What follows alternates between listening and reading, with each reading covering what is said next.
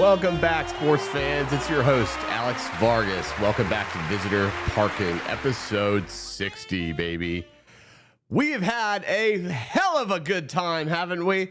That was the worst Super Bowl I've ever watched in my entire life. Fuck New England. Fuck Seattle. Sam Darnold and Drake May. Who would have thought that was going to be such a good Super Bowl?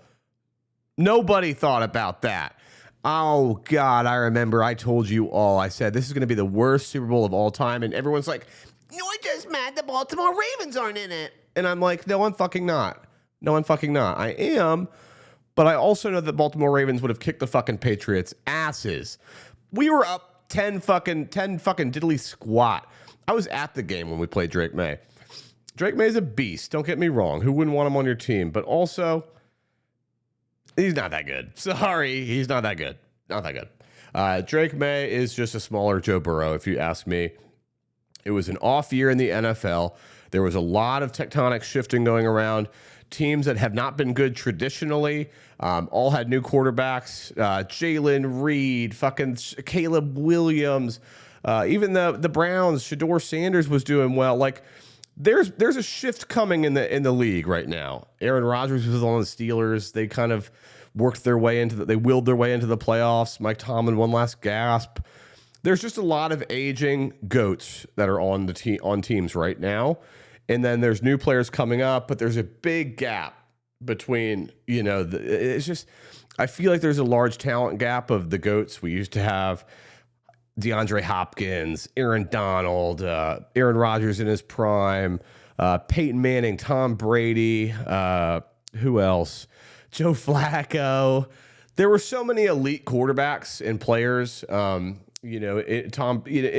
the past that I think there's a big talent gap in the NFL right now. And it's like kind of like the NBA.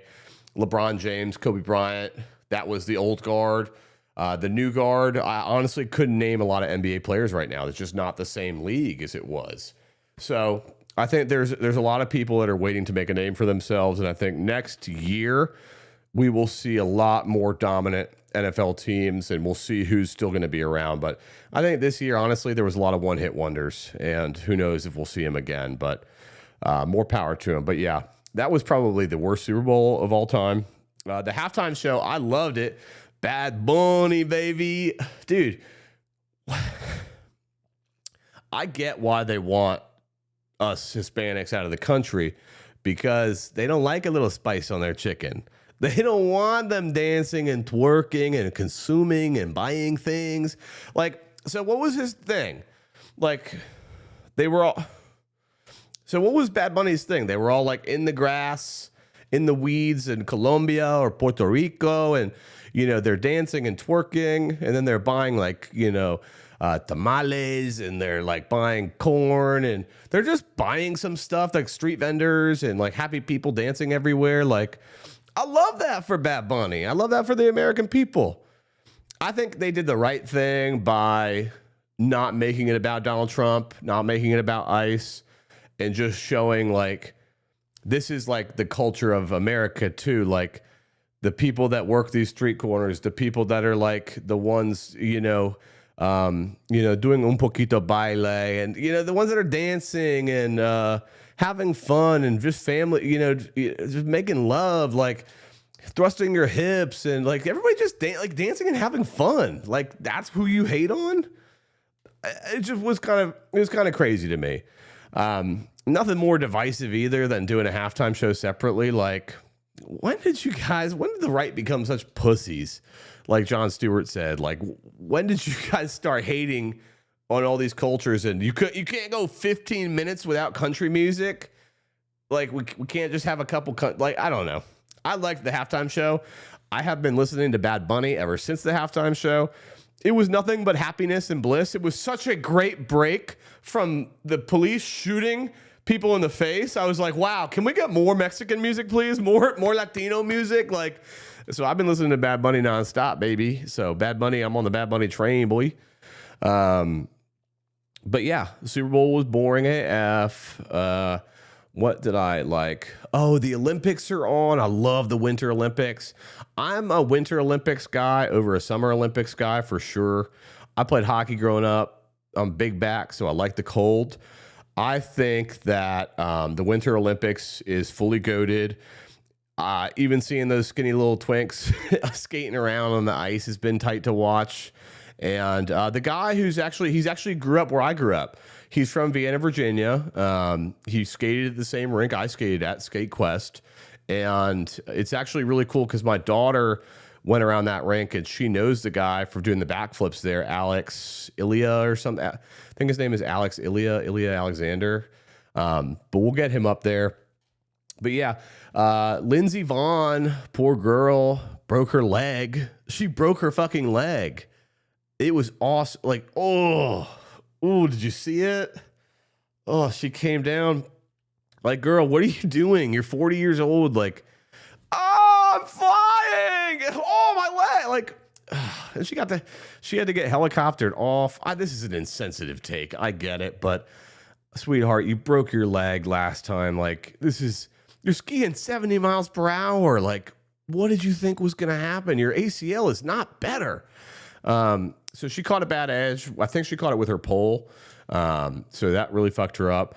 I wouldn't speak on skiing, but I'm a phenomenal skier. Like I can ski. I can ski 60, 70 miles per hour too. I've clocked myself in Aspen with the app on my phone. So I'm a big boy. I'm like 250. So like once I get going, I don't stop. And, I don't fear death. So I'll go. Like I will just send it down the mountain. There's a couple things I grew up really confident in.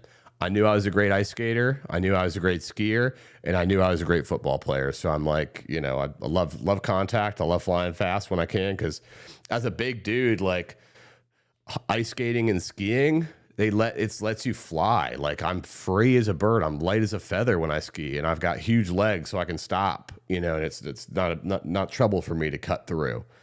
I know it's so insensitive. Lindsey Vonn's going down. She's like, I'm gonna beat the record. I'm gonna help my team, and then it's like, oh fuck, dude, this is so bad. This is so bad. I'm flying. I'm sorry, Lindsey. I'm sorry. I know this sucks for you and Team USA. This is bad. This is a bad take. I'm going to hell for this. But yeah, Lindsey like ate shit. And the whole stadium was like, did you see the guys in the crowd like fully dead silent? I felt horrible. I mean, she could have been a lot worse. So, I mean, we've got to talk. Like, should her coach have let Lindsey go out knowing that she was older, knowing that the leg probably fully hadn't healed? Don't you practice this kind of thing as like an Olympic skier? Like, I just feel like Olympic skiing is definitely hard.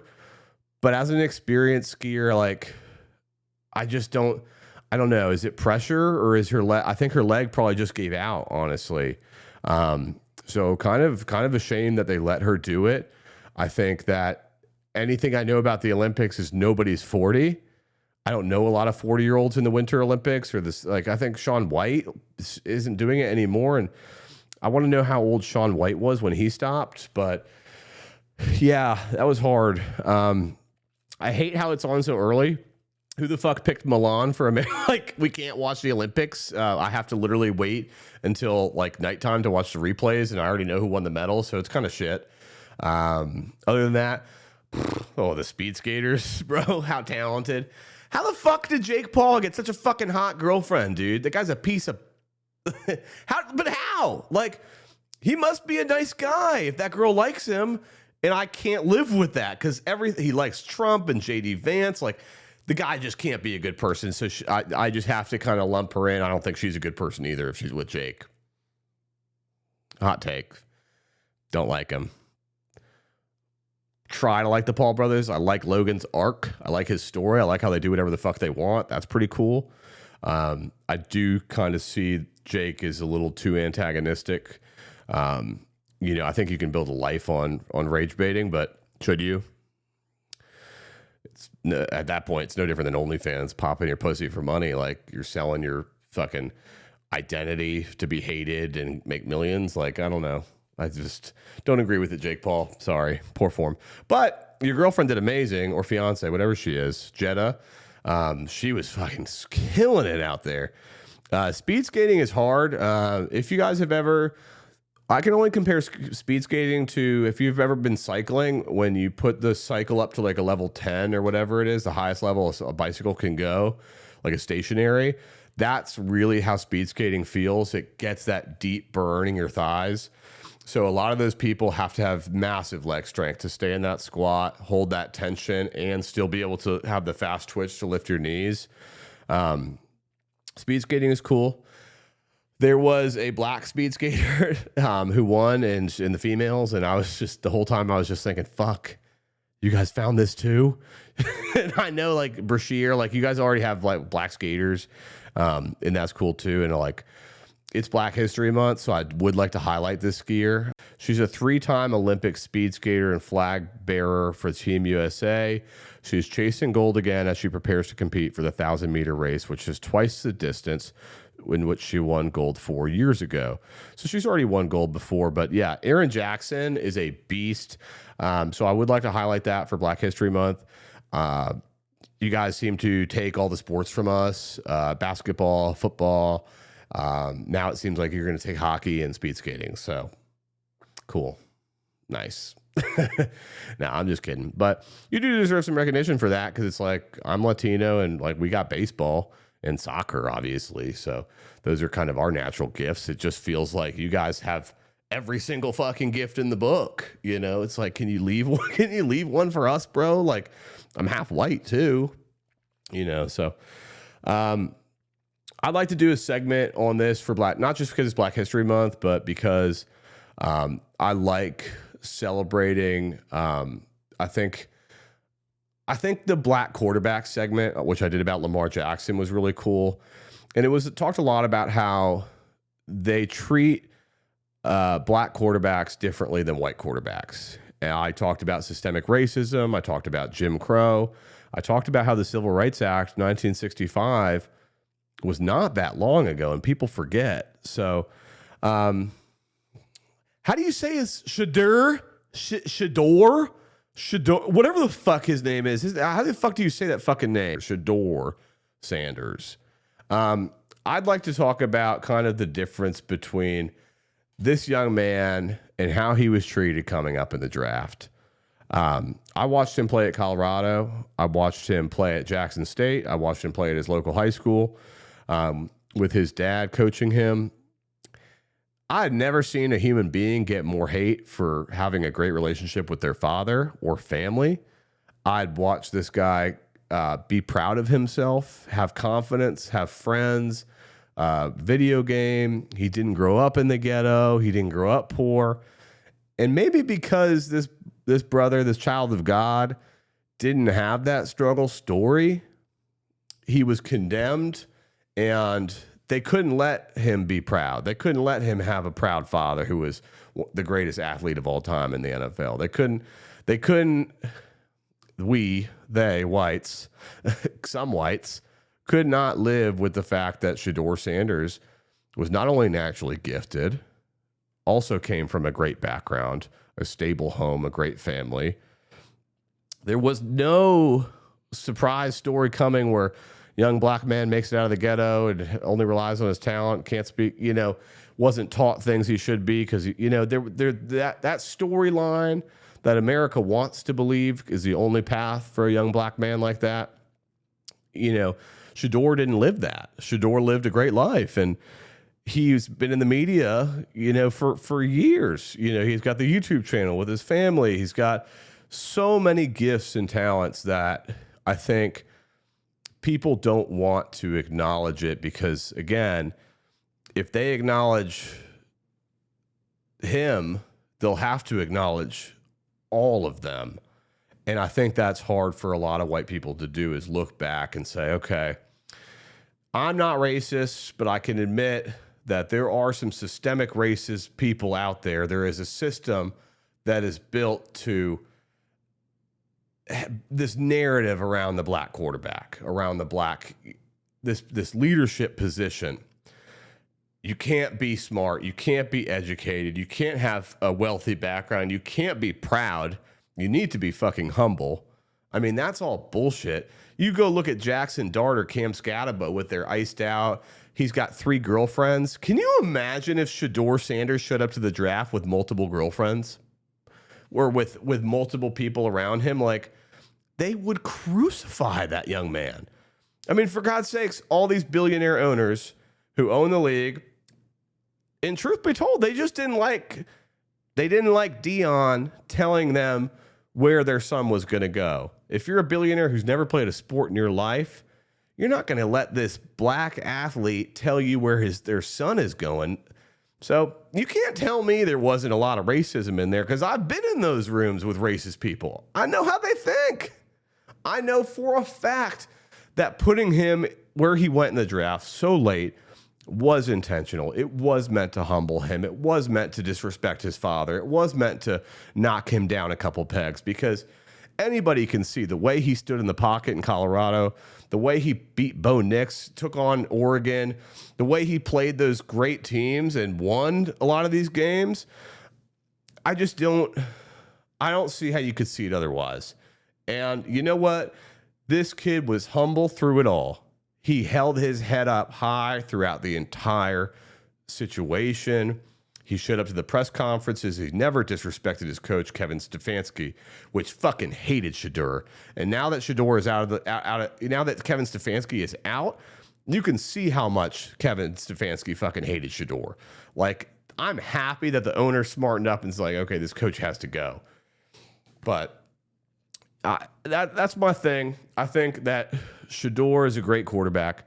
I think he's got a lot of blessings coming to him. I love Deion. I love the program. Giving praise to God, giving praise, like all of that.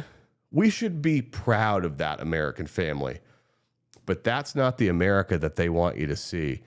They want you to see Jackson Dart, Joe Burrow, Cam Scatterbo, Drake May. That's the face of the league.